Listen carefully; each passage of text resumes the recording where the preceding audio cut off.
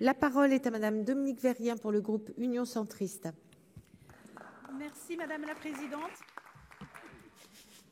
Merci Madame la Présidente. Monsieur le Ministre, mes chers collègues, donc en cette rentrée parlementaire, je crois qu'il est important de tout de suite reprendre nos bonnes habitudes et ainsi, Monsieur le Ministre, vous avez raison, sans surprise, je vais vous parler d'informatique. En effet, je vous alerte depuis longtemps sur cet aspect, en particulier sur les logiciels, Cassiopée en tête.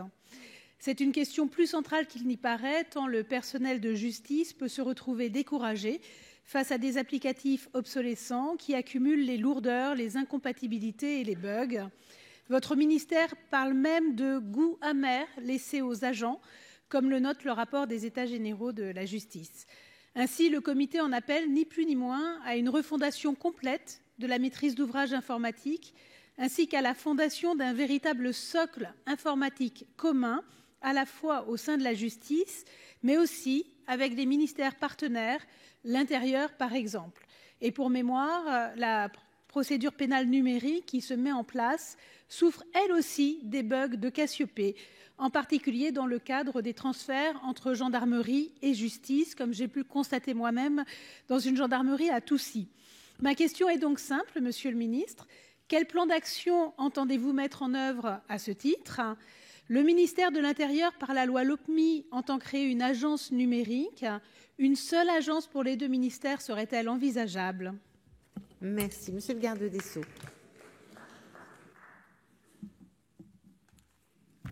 Madame la sénatrice Vérien, on travaille en concertation avec Bercy pour répondre à la préoccupation légitime qui est la vôtre.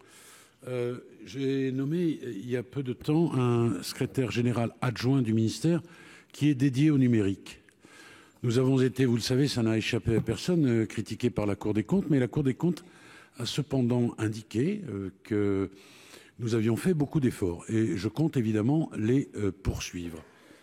Le rapprochement des maîtrises d'ouvrage et maîtrises d'œuvre, projet par projet, est une priorité clairement identifiée et ça permettra au projet de gagner en cohérence et en efficacité. Mais je vais vous dire deux choses. D'une part, je ne crois pas qu'il y ait en la matière un modèle unique qui serait le plus efficace pour tous les ministères. Et d'autre part, j'entends vraiment que le ministère, au-delà de sa spécificité, ne soit plus perçu comme le ministère des vieilles pierres, mais comme un ministère moderne, efficace, exemplaire dans sa gouvernance, son exécution budgétaire, ses indicateurs que nous venons d'imposer. Je serai donc très attentif à ce que, par exemple, la gouvernance numérique soit organisée de la meilleure manière possible. Et je ne doute pas que je serai interrogé dans un avenir proche sur ce que nous avons fait pour mettre en ordre dans notre ministère le numérique. Je suis d'accord avec vous. Enfin, le sujet de la transformation est majeur pour l'avenir de ce ministère, bien sûr, et nous aurons, je suis sûr de cela, l'occasion d'en débattre, ne fût-ce qu'à l'occasion du débat sur le budget. Voilà, Madame la rapporteure, j'espère vous avoir rassuré un peu. Merci. Madame Vérien, vous avez 30 secondes. Merci beaucoup, Madame la Présidente. Alors, vous parliez de Bercy. Effectivement, vous avez une interface pour le paiement des amendes qui semble être faite par Bercy et qui fonctionne bien. Parce que pour le coup, ils ont très bien su, eux, se mettre en ordre de marche au niveau informatique pour prendre nos sous. Ce serait bien qu'on puisse, nous aussi, avancer pour pouvoir rendre la justice.